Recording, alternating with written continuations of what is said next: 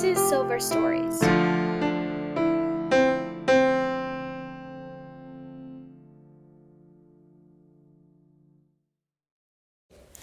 My name is Joan Maday, M-A-D-A-Y. I was born to John and Estelle. We lived on Ridgeway Avenue in Our Lady of the Angels parish for my entire 8 years there. I lived next door away from my Aunt Teresa and her family. And my cousin Robert was in the same grade as I was. His sister Dolores was in the 8th grade. And she was supposed to be our escort to and from school. But when you lived on Ridgeway Avenue and the school was on Hamlin Avenue, you didn't need an escort. All you had to do was walk to the corner, and there was always a parade of kids going to school. So if you were in 1st grade or 8th grade, that was your school, that was your neighborhood. Those were the people you played on the street with after dawn, after sunset. You played baseball in the street, you played jump rope in the street, and everybody from one end of the block to the other end of the block knew each other, because in the evening, after dinner, most of the kids would play in the street. They would play baseball, they would play kick the can, because there wasn't that many cars going down the street at that time. This was 90-some years ago, folks. But it was a good neighborhood. It was a good bunch of kids, both the public school and the Catholic school. Everybody intermingled. Nobody was the boss. It all depended how old you were, where you fell in the line. And they found a job for everybody to do. Even me, who was not very athletic, they made me the catcher. So what happened to the catcher? She stood too close to the batter and ended up with a big lump in the middle of her forehead. Oh no. Went back home to her mother, who looked a little frantic. What was she going to do? And I think I got a big towel wrapped in wet water and stuff to put the lump down. Oh. I never saw the doctor, never had a scrape or anything to show for this adventure. And then the other thing we did was my cousins lived just the door away, so I had no sisters or brothers at that time. So for the first, for at least 5 years, I used to be Aunt Teresa's substitute kid. I was just introduced myself into the family. They accepted me. They watched me when I had to be watched. The sons, Harold and Irv, tried to teach me to bat the ball. And they found this very frustrating, and I was never, ever athletic that way with any sport. I filled in when necessary, but I had no real spot in the lineup. I didn't really count that much for that. Well, that's nice that you had like an entire block of friends that, you never have to go out and look for somebody. They're just across the street or next door. Yeah. Most of us went to Our Lady of the Angels grammar school. And Jackie O'Brien took piano lessons. She had the kids all take piano lessons. And he would take piano lessons, say like at 1 o'clock in the afternoon after lunchtime, when most of the little kids took a nap. But I would be sitting on their front porch waiting for the piano lesson to be over.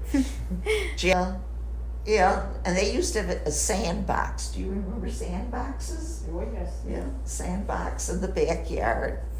And so we had little dishes and stuff to prepare things and stuff. Yeah, she had sandbox, and so she had 4 children. And did you guys have any special traditions for like birthday parties with like your family or anything? oh yeah, everybody would come. I think until you were about 6 or 7 years old, I think. the family would come. Like my father's sisters would come, and my uncle would come. And yeah, you'd always have a birthday cake. There was always a birthday cake. Not necessarily a homemade cake, but a birthday cake. So what was it like when you were traveling? I know that you like talk about like your travels and you'd bring things home. Like, what was it like traveling back then, and what was your favorite trip? What was my favorite trip? I think my favorite, I had a girlfriend I met, her name was Elsie Heiler. And I met her at St. Vincent's Orphanage. That was over on LaSalle Street and Chicago Avenue. And we both were volunteers at St. Vincent's Orphanage, and that's how I met her. Because she lived on the north side, and we lived on northwest side. And that, I think, was my favorite trip, because that was my very first trip that wasn't like a family trip or anything like that, where you went with your aunts and uncles to Michigan or something like that. And it was a trip that it wasn't something that you planned yourself. In other words, my friend Elsie, her parents originally came from Germany. Okay. Her parents came from Germany, and her mother died right when we were supposed to go on this trip. Everything was planned and we were supposed to go. And what it was is Elsie and I went downtown, talked to a travel agent, and she planned the trip for us from the get-go. In other words, she made our reservations. Elsie had been there before because her parents were from Germany. She still had family there. And she planned everything. We didn't have a booklet that said this trip is going here, there, and everywhere. It was a trip that we wanted to take. So we were gone for a month. It was my very first trip to Europe. Wow. I was gone for a month. We went and talked to this lady downtown. She made our plans. What happened was we got on the plane here. We went to England. England was our first stop. And we got there, it was late at night. He met us at the airport. He took the two of us in his car to the hotel. And then we got a call very early in the morning from the guy that picked us up. He was our driver for the time we were in England. Okay. Which was a month, because not for a month in England. It was a week in England, a week in France, a week in Italy, and then we went back to England. Oh, nice. So that was the trip. And if we were going someplace special, he would pick us up in the morning and get us started. Gave us directions on how to get to the various places and stuff. But like I said, Elsie had been there before because her parents were born in Germany. Sure. And that was, I'd say, my favorite trip. So it was England, France, Italy, and Spain. Nice. I was down to like 3 weeks vacation already, and it was in September, so there was the Labor Day holiday and things like that. So they paid me for the entire month. Wow. And we went to England, France, Italy, Spain. And when we got to Spain, it was a Sunday afternoon, it was raining, and we got to the hotel to check in, and the desk clerk said, "Oh no, you don't have a reservation." Well, this man had, stepped back. We went to the desk, and he said, "These ladies definitely have a reservation." So that was the very first trip, the most experience, since Elsie spoke a little bit of German. We weren't completely out in left field, but we went to the restaurants we wanted to go to. I don't know how we didn't run out of money. But evidently, Elsie had said her. Okay, so the first day we got there, we overslept. The tour had already started out from the starting point. He picked us up, took us in the car, and drove us to the first stop to join the tour. So he was Well, we had different tour guide. I mean, he didn't go to Italy and Spain, but there, in each place they had somebody that was picking us up. When we got to Venice, there was somebody to pick us up and take us in a motorboat to the hotel. So that was my favorite trip. It was probably the longest trip I took in Europe. And of course, then you had a taste of it for the first time. So you sort of liked the idea. So Elsie and I went to Europe about, well, at least 4 times. Wow. That was an experience that you can't buy. Sure. That was really taking a trip. I mean, we were more or less not coddled, but we were sort of looked after to make sure we didn't go astray or nobody kidnapped us or something. Well, they know if we were kidnapped? They had our schedule. They knew where we needed a ride to get started off for the day. Because most of those trips, they take you and drop you off at a depot or something, and the tour company takes you on from there. Make sure you get up and back. What were some things that you brought back from your traveling? Well, what did I bring back? At the time, I brought back a lot of things, but they're all gone now. Oh, yes. Well, those Llardos, the boy and girl on the teeter-totter, that I ordered when I was there. And the other one above her was given to me when I worked at a company, and I did a lot of their, the company was like tax accountants and stuff like that. It was a tax department, and for a big company. They were over in the First National Bank building. When I went to work for them when I was 18 years old, they were on the 5th floor. After I was there for about 4 or 5 years, they